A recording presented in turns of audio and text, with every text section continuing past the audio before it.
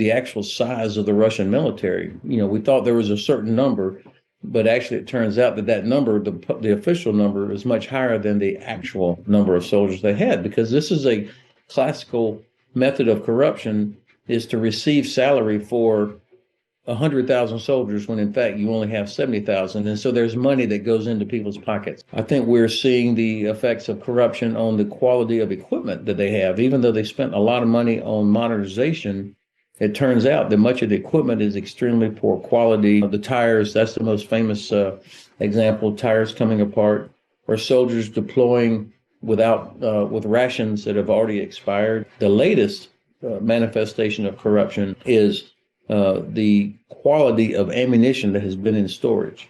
As you know, ammunition, artillery ammunition, it's not like a hammer where it can just sit there forever.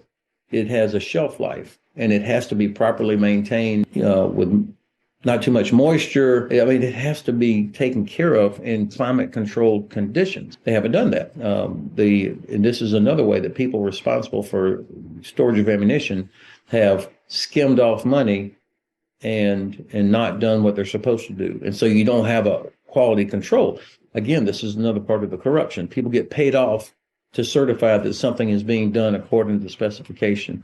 And then all you got to do is take a look at the house, the residence of Defense Minister Shoigu. Not too bad for a government employee. I mean, it's enormous. And so I think the corruption that permeates the entire ministry also leads to a carelessness, a disregard for human life, including of their own soldiers, a failure to properly equip and train and house their own soldiers. And it also, of course, is reflected in the corruption of the conduct of the soldiers, stealing washing machines and toilets from Ukrainian homes and shipping those back, or even worse, the murder and physical abuse of innocent people. Ukraine, of course, has gained worldwide respect for their ability, even though the Russian side had all the advantages. The Ukrainians have defended their country successfully so far. Resilience of the people has inspired millions of us on the Russian side.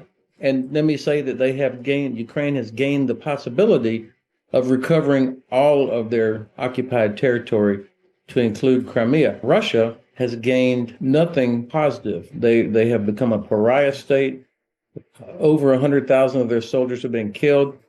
So much of their military has been destroyed. They've lost Europe as a gas customer. And I think they've lost credibility. Nobody believes anything that comes out of the Kremlin, including out of Minister Lavrov, that this war has been going on for over 8 years, that it did start back in 2014, not just this past February. I think that they realize that they are not going to be successful with an armored formation driving across Ukraine. They don't have the capacity to do that. And so their only chance to somehow get out of this disaster is to drag it out so long that the West eventually loses the will to continue fight, to continue supporting Ukraine. That's why they're going after power grid, going after civilian population, trying to put refugees on the road into Europe, which will put pressure on European capitals. They're willing to spend the lives of thousands of soldiers who are not properly trained